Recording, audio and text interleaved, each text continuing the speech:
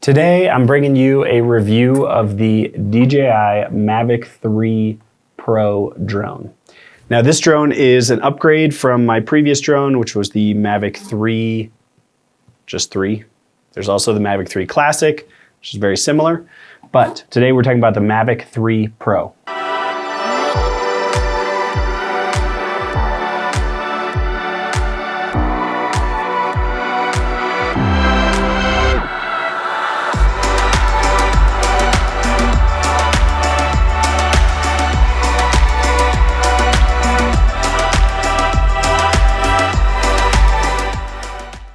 So to give you a little outline of what we're going to cover, I'm going to talk about specs, I'm going to talk about build, ergonomics, performance, low light, image quality, some other useful features, how I tested it, some alternatives, as well as lastly, we're going to talk about value. So first up, talking about the specs on this camera, I'm not going to read you all the specs. I'm just going to talk about some things that specifically the Mavic 3 Pro has that I think are important. So first up, the 3 lenses on the front of the camera. Now, I had the previous version, the Mavic 3, which had 2 lenses, the tele lens and the wide lens. Now this one has a medium tele lens, which I think is a big advantage. The telephoto lens on the previous version was quite zoomed in. This one is much more comfortable, and at, I think it's around 70 millimeters, it feels more versatile. Some of the other specs that are similar to the other drones in the Mavic 3 lineup are micro four thirds sensor, 20 megapixel images, 5.1K video, 4K 120 video. Now the Mavic 3 Pro has a slight reduction in flight time, I think because of the larger camera on it. So it has only a 43 instead of a 46-minute flight time on the Mavic 3 Classic.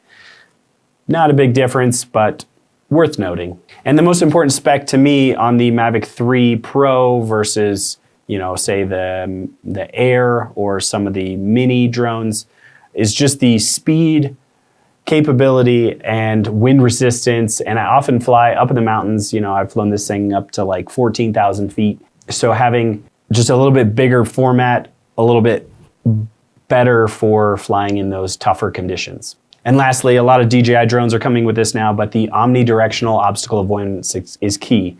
It allows you to fly backwards, sideways, whatever direction, and worry a little bit less about hitting things. It gives you a little more peace of mind when you're flying. In terms of build and appearance, this drone is quite rugged. They've refined the design. DJI has refined the design of their drones over lots of iterations, and I think they're finally getting to a point where it's pretty durable. It feels tough and rugged. I haven't crashed this particular drone, but I've crashed some others, and they survive quite well. This one has a similar design to those, and so I suspect it would fare equally well in a collision. A couple other things you might notice. All the Mavic 3s have this, but the battery compartment is nicely contained. The battery mount on the top was good, but this just feels so much more secure, having it nicely locked in, and it's got these 2 little click buttons on the side that really let you know when the battery is in there securely. As I mentioned before, I really like the 3X camera design on the front. It gives you lots of versatility to create a variety of visuals. You can get something wide, something medium, something tight, and you can create so much more diversity in your footage and photos with having 3 different cameras on that aerial perspective. A couple things that I think could be improved. On the back here, this little SD card port, you pretty much have to take the battery out to access it to get to it. So it'd be kind of nice if there was a way to make it easier to remove the SD card without having to take out the battery. It's not a big deal, just a minor thing. But my biggest complaint is this thing, the gimbal cover. It's just a pain in the ass to put on and off, and it doesn't, fit quite perfectly. I have this filter on the front, so my gimbal is always tilting down just a little bit, and it never seems to quite fit properly. There are some alternatives. I was just looking on eBay, see if somebody had solved this problem. There's some little plastic things that just slide right on the front here. And so I think I might pick one of those up, see if it makes it a little easier, because I like to be able to just fold it up, throw it in my case, and not have to put this big strap thing all around the whole drone. However, having that gimbal cover all the way wrapped and have the propellers all nice and tucked in does make it easier if you're not using a a plastic hard case. It does make it easier to throw it in a camera bag or a smaller footprint area that you don't have to worry about the propellers getting snagged on things. When it comes to ergonomics and handling, this drone handles extremely well in terms of flying.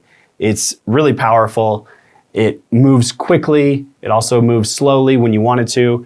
You can use the cinematic mode when you want to get really nice, smooth footage. And you can use the sport mode when you need to get somewhere quick. So I really appreciate how well, here's the little switch that I use to change the modes, but I really appreciate, the performance this drone has to offer. Now, 2 things I would recommend to get the most out of this drone. First off, I really like having a controller with a built-in screen. That way you don't have to fiddle around with your phone. But if you don't want to do this, flying with an iPad is another great option. They make some little adapters. You get your iPad up there. That gives you an even bigger screen, which is great. My only issue with that is that I have had issues in the cold weather. The iPad can go from 100% charge to 0% charge, and then you're kind of in a bind. That's a voice of experience talking there. So be aware flying with iPads in cold weather. This, a little more cold resistant. My other tip for performance is tune your expo settings. You can dial into the menu, turn down the responsiveness, make sure that when you go from forward to a full stop and you let off the stick, it doesn't just stop in a jerky way, but it kind of comes gently to a stop. It results in much smoother footage, especially the yaw rotation. You don't want jerky movements that way. It can be really distracting to the viewer. So make sure you get those settings dialed in. I'll put my expo settings here on the page in case you want to copy them. That way you can match my settings and hopefully get smoother video. I wanted to quickly mention focus performance. This camera focuses, it's got autofocus, manual focus. It focuses great. Even with the tele lens, the medium tele lens, where you've got a little bit more differential, I've never had any issues with it focusing. So once you get it locked in nicely how you want it, it just seems to work. I appreciate that I don't have to mess with it or worry about it. It can be a little slow, especially in lower light settings, but overall, the autofocus is quite effective. With that in mind, let's talk about low light performance. So first up, you've got an f2.8 aperture on the wide lens and the medium tele lens. The telephoto lens is f3.4, so it's a slight reduction there in light transmission. But in general, I would say that if you're shooting in really low light at night or what have you, ISO 1600 looks pretty good. ISO 3200 is workable. Above that, it starts to get a little muddy, not as sharp. You start to get noise in the shadows, and I would stay away from the higher ISO settings. Now, DJI did add a firmware update that added night mode, which is kind of an interesting setting to play with. It's their built-in noise reduction, and I found that it mostly darkens the shadows, but it does preserve detail. It's pretty powerful setting, so if you're flying in super dark conditions, you can turn that on. It still gets a little muddy above ISO 3200, so just be aware of that, but it can be a helpful setting. Additionally, if you are flying at night, make sure that you get a strobe. You can get one to just Velcro onto the top of your drone. According to the FAA, it has to be visible from 3 nautical miles. Less than 20 bucks on Amazon. I'll throw a link down in the description. Image quality. That's what makes me choose this drone specifically. The Mavic 3 and Mavic 3 Pro specifically has great image quality. You've got that Micro Four Thirds sensor. You've got native 20 megapixel stills, a little bit less on the other cameras, but on that wide angle lens, you've got the 20 megapixel stills. You've got 5.1K 30 frames video or 4K 120, but it has excellent performance. When you step down to some of the other DJI drones, they've got a 12 megapixel sensor. They claim 48 megapixels. They do a little bit of a pixel shift technology, but it's not the same as a native 20 megapixel still. This drone produces an image with lots of dynamic range. You can color grade it. You can edit the images to match other cameras. It really has a nice image quality. The bigger sensor just gives you better results. A lot of the DJI drones are, filming in 10-bit color now, but I think that the larger sensor just gives you a little bit better quality. So if you want that higher level of quality, I definitely recommend the Mavic 3 Pro Mavic 3 Classic, anything in the Mavic 3 lineup as opposed to the Air 3 or the Mini 4 Pro. In terms of overall performance, the whole package, it really exceeds my needs and expectations. I'm really happy with this drone. It does everything I need it to do, lots of features that I really like, and it's overall has excellent performance. Having used lots of generations of DJI drones, I love how solid the connection is between the controller and the drone. I never have to worry about it. Occasionally, if I'm really, going behind obstructions like trees or whatever, I will get that low signal warning, but I've never had it completely drop off and disconnect, which is one of the scarier things that can happen when you are flying a drone. So I wanted to quickly mention some other useful features that are included in the software with this. First up, there's tracking. You can track objects. This has been around in DJI for quite a while, but the Mavic 3 Pro is quite effective at it. It does well with the omnidirectional obstacle avoidance. It can move around things and track things in a variety of ways. So that's a fun feature to experiment with. Next up, there's waypoint flights and autopilot. Waypoints, you can program, I want it to fly from A to B to C, and it'll repeat that sequence. Autopilot, you can have it start going in a direction, and you can program a button on the controller, and it'll just continue with that flight pattern. One feature that I use quite often is the automatic orbit. It creates a really nice, smooth, constant rotation orbit of an object, which is a really nice drone move.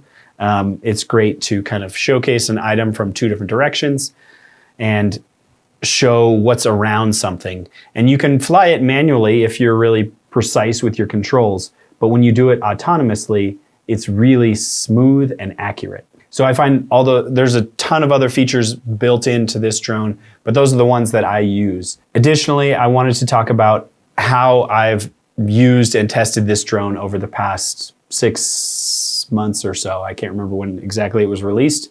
I think it was May of 2023, but I've been using it for photo and video projects to film a whole bunch of different stuff, wedding stuff, some more corporate commercial stuff, and it's been a great drone to get a variety of shots. I shoot stills with it, I shoot video with it, and I really like the output that I'm getting. As I mentioned, I previously used the Mavic 3, which is almost identical to this platform without the third lens, and this now has a few more little features built into the software upgrades since then that I really like. But I've become really comfortable with this platform, and I think that the Mavic 3 Pro is the latest and greatest iteration that has been working really well for me. When it comes to alternatives to the Mavic 3 Pro, I am mostly familiar with the DJI ecosystem. They're the dominant company in the drone market, and although there's some other manufacturers, you've got Autel, and I think Skydio is out of the commercial or out of the consumer market now, but there's a couple others, but mainly you're looking at DJI because they just dominate the market. They make a ton of drones, and this is probably the top of the line of the folding compact drones before you step up to the Inspire series. But in terms of alternatives, you could look at the Mavic 3 Classic. It's very similar to this. It just has one camera in the front, so you don't get the 3 different perspectives, but it saves you some money. The Mavic Air 3 is another option, stepping down a little bit more. You only get 2 cameras up front, but you get a little bit more compact format. You lose some of the other features, smaller sensor, things like that. Stepping down further, you'd be in a category like the Mini 4 Pro, and there's just a variety of options if you go back to earlier models. DJI has made a ton of drones over the years, and so you're just gonna have to look at what's out there, look at what features are important to you, what your needs are, and how you're gonna fulfill those in terms of getting a drone that has all those capabilities. In terms of value, you're looking at around $3,000 for the Fly More combo, which gives you the extra batteries. You get the controller with the screen built in. It's pretty expensive, but if you're looking for the best in quality and you still want something relatively compact, the Mavic 3 Pro is going to be the option. You could save about $500 if you step down to the Mavic 3 Classic and don't get the 3 cameras up front, but that's a choice you'll have to make. The Air 3 is about half the price, so around $1,500 for the Fly More combo. So it's just a balance of features versus price. And for me, the Mavic 3 Pro is a great balance. It's got all the features that I want, and it's very capable and powerful, and I use it quite often for a variety of productions. So I hope you found that review helpful. If you have any questions, hit me up in the comments down below. I try to answer all questions. So if you have something in particular that you're interested in, hit me up. Really appreciate you being here. Again, if you would do me the favor of subscribing, it really helps the channel. So thanks so much for watching, and I'll see you in the next video.